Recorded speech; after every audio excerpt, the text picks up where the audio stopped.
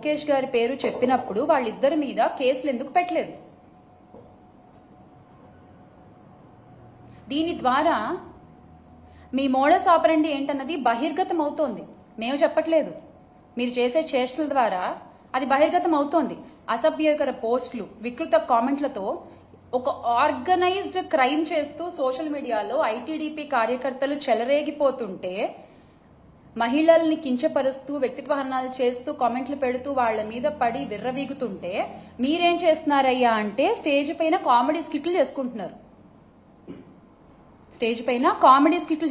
Sir, మీరు చేసే పని అది. దాన్ని చూసి మీరు కింద క్లాప్స్ కొడుతున్నారు.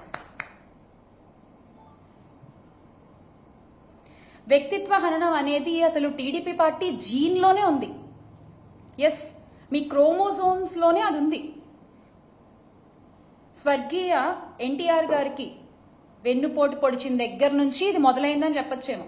ఆ ఎపిసోడ్తో ఎగ్జాక్ట్గా ఇది మొదలైందని చెప్పుకోవచ్చు మనం.